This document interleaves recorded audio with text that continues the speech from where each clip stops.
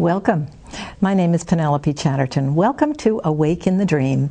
My friends, you saw on the graphics that the gentleman I'm going to talk about is Joel S. Goldsmith. Now, he's not here because he's in the world of spirit, but I am so inspired by his work that I had to talk to you about him today.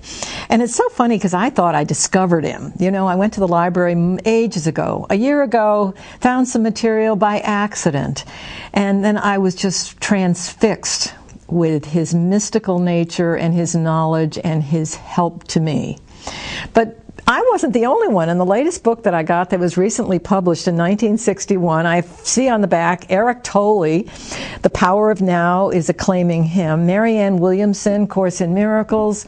Wayne Dyer has his photograph on his desk, like a 12 by 10 or something, which made me chuckle.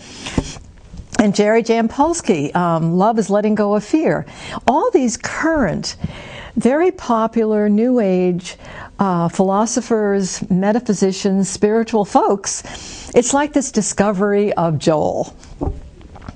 So on that note, Joel, you're with me in spirit. Thank you for the gifts that you have given me that make my life a lot easier than it was. And I've spoken about this before, the ideas you gave me. I wanted to make sure you got credit for all of this because I didn't make this up myself. It did not come to me, but it came to me through reading all your wonderful books, especially The Thunder of Silence.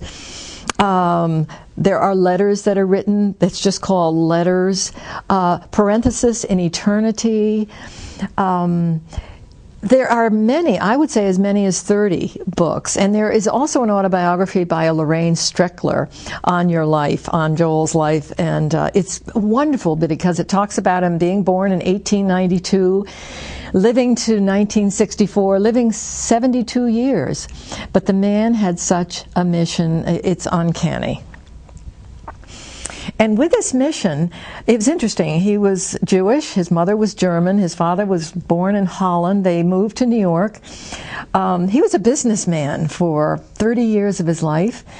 And he did a good job at it. And what made me chuckle about him being a salesman is, especially after you read his work, it's like he was in the corporate world, but he did it right. He was kind of the salesman that wasn't a salesman. He just spoke the truth to everybody that he sold to. He was honest. He was authentically himself. He didn't try to sell anything, and as a result, he made himself a fortune. He did well because there were no gimmicks.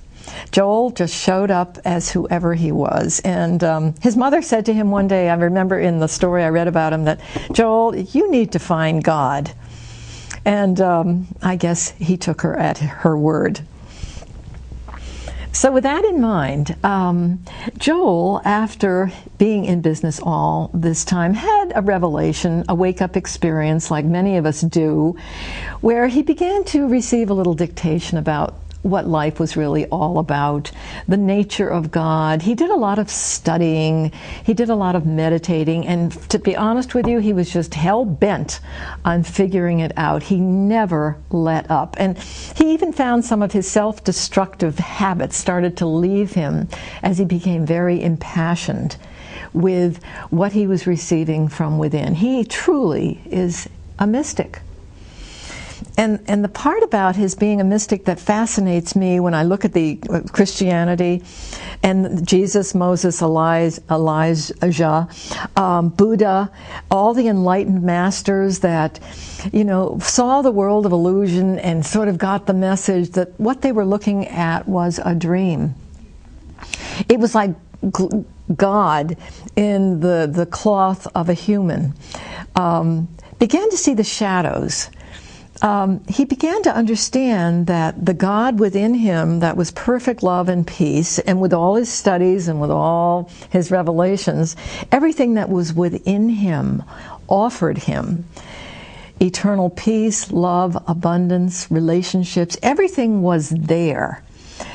And I think the hook that he has given our age is you do not have to specify what you think God should do for you. That is definitely separating yourself, number one, right off the top. It's going to put him to sleep. He knows what's best for you. And it's kind of hard because we're all diligent with our spiritual practice, our church organizations, our praying together, our working together about defining what we think we need and what's best for us. Well, I love loving simplicity myself. The gift that I have is I can let it all go and just say whatever is best for me in this situation. I surrender. I totally give it over. If it's supposed to work, fine. If it doesn't, that's fine too, because you know what's best for me. So